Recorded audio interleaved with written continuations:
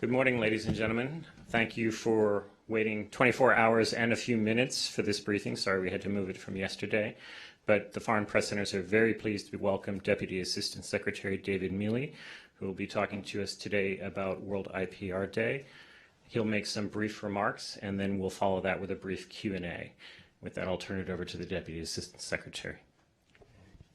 Good morning, and thank you very much, Director Weber, for that kind introduction. We are here to discuss the upcoming World Intellectual Property Day that takes place on April 26th. First, just by way of introduction, again, I'm David Mealy, and I'm the Deputy Assistant Secretary in the State Department's Economic Bureau, and I oversee trade issues, and that includes the State Department's office that handles intellectual property rights protection. The Economic Bureau at the State Department covers a number of areas. I'll just mention those very briefly. We're very much in the business of opening markets and engaging on economic policy to assist the private sector. We have, in the State Department, we have economic officers at over 200 posts abroad, and our Economic Bureau provides them a lot of support on policy issues. We communicate with them so that they represent U.S. economic policy, and also we hear from them about conditions around the world. We also handle sanctions issues, which are obviously very much in the news these days, and we promote an open and secure internet. We negotiate open skies agreements that expand air travel and commerce, and we support U.S. companies of all sizes through what we call our Direct Line program, which enables U.S. ambassadors at our embassies overseas to speak directly with U.S. companies. Finally, and this is the area I focus on the most, is we work to counter unfair trade practices that harm our companies and hurt our public. And in this context, we complement that with advocacy for strong intellectual property rights around the world, and we advance export opportunities through fair and reciprocal trade agreements. It is this function of complementing and building on a level playing field for U.S. companies and for orderly global commerce that I'm here to talk to you about World IP Day and why World IP Day is so important to us at the State Department. World IP Day provides us all the opportunity to place the spotlight on the protection of intellectual property rights, and again to assure that we are laying the groundwork for a level playing field in economic activity. We look at World IP Day is an opportunity to encourage innovation and creativity.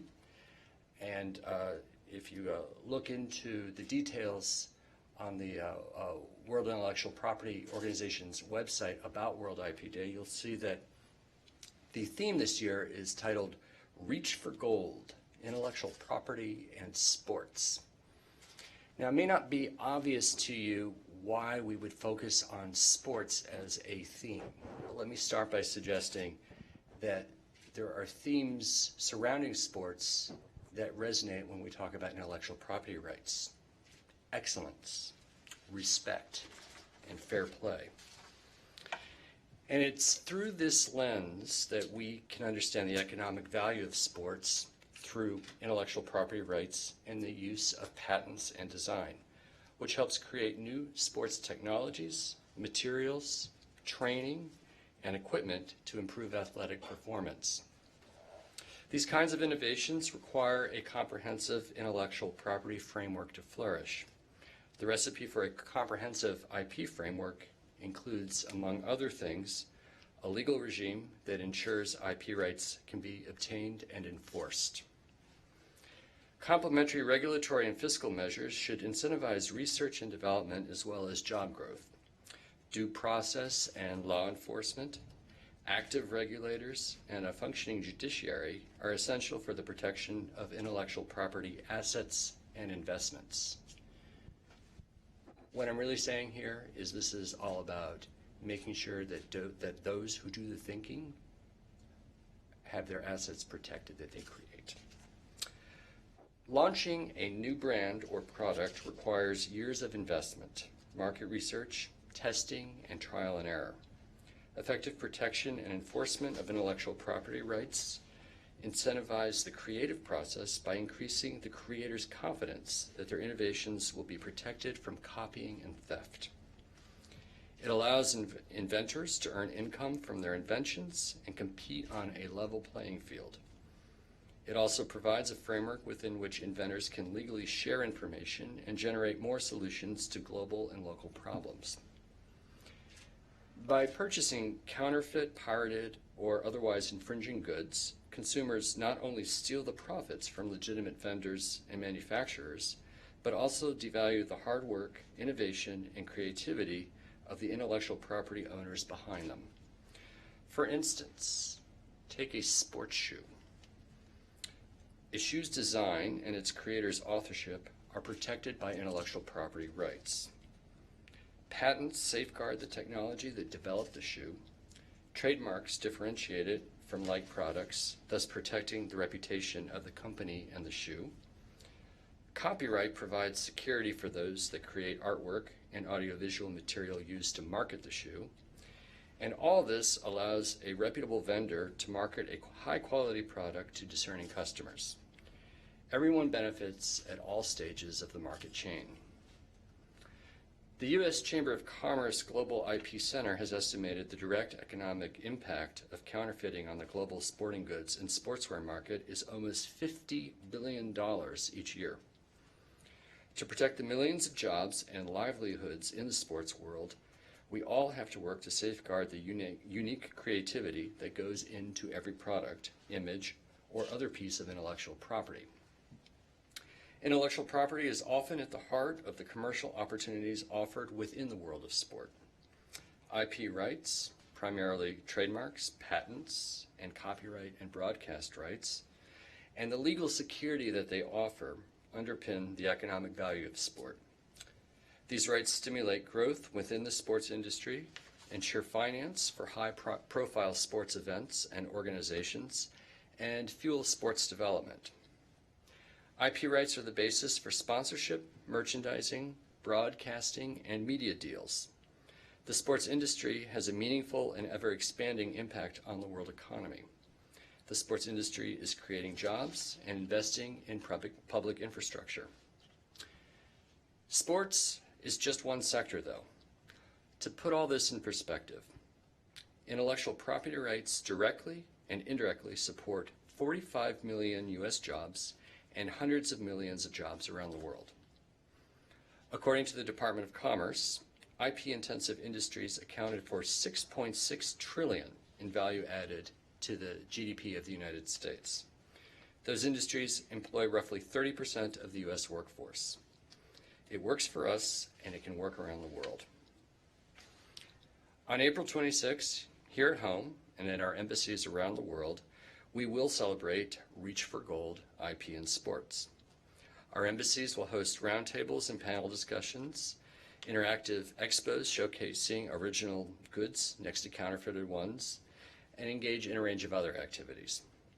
They will host lectures, forums with famous athletes, debates on local TV and radio, and many other events highlighting the importance of intellectual property rights in a sector that touches many of our lives. Strong IP rights serve to protect innovation and creativity in the sports complex while keeping fans safe and inspired. We hope you too will celebrate Reach for Gold IP in sports. Now, I understand that next week on April 23rd, the Foreign Press Center is organizing a local reporting tour to the Copyright Office, which is located next to the Library of Congress.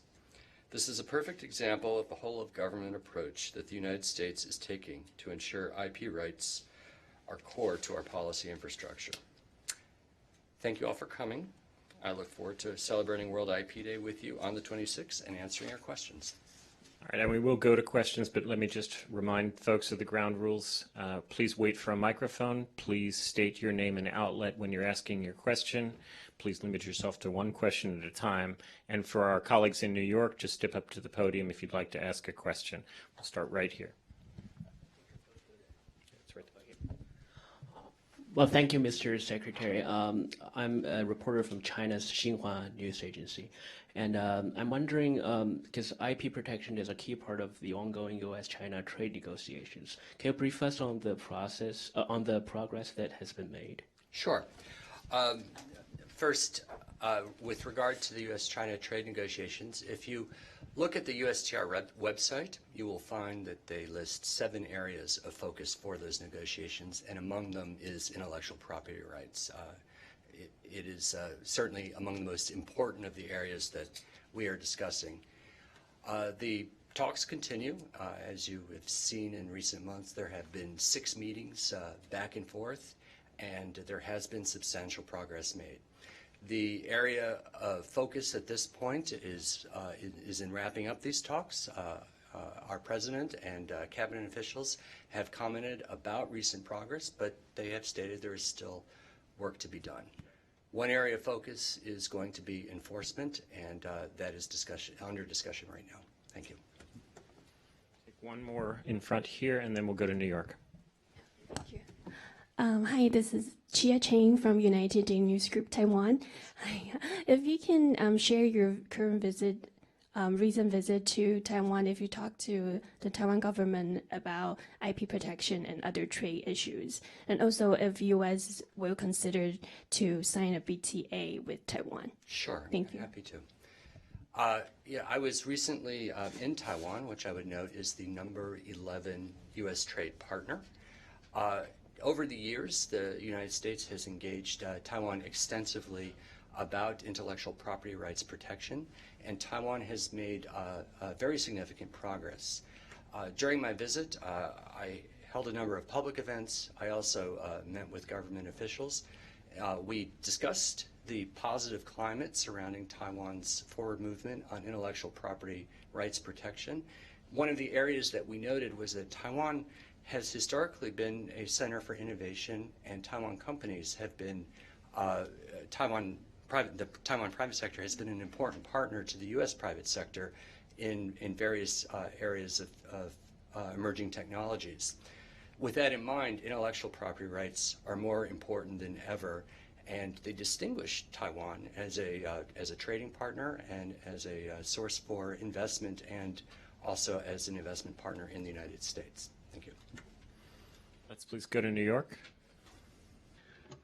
Yeah, hi, this is Manik Mehta. I'm a syndicated journalist. When we talk about IPR violations, our attention turns invariably to China. However, there are also other countries where this is rampant, by which I mean IPR violations. And I would like to ask you, what do you think about the ASEAN region in Southeast Asia, notably countries like Malaysia, Indonesia, and Singapore, which together have come and formed the ASEAN Economic Community? I would like to hear your comments on that, sir. Thank you. Sure, thank you. My first comment is that the ASEAN region is an extremely important partner for the United States with regard to trade and investment. We have had many fruitful engagements with countries in the ASEAN region with regard to intellectual property rights protection. The issues vary by country, and I will direct you to the annual 301 report that comes out next Thursday for specifics on the challenges with regard to IPR protection in these countries. Thank you. We'll go to NHK, please. Hi, Momoka Nishimoto from NHK Japan TV. I have a question on Huawei. So a lot of countries, U.S. allies, are pushing back on the ban of Huawei or engaging in business with them. What is your stance? What is your response to those countries? And also, how do you hope to proceed on the issue of Huawei? Our focus today is World Intellectual Property Day. I will comment in that context, which is that there is a strong value placed in the United States on secure communication networks, secure supply chains. So when we are discussing communications, we want to make sure that we are working with technologies that are protected and technologies in which we have trust. That is the basis for many discussions around the world as we look to build 5G networks and we look to make sure that they are secure and serve the countries in which they are being placed. I will leave it at that.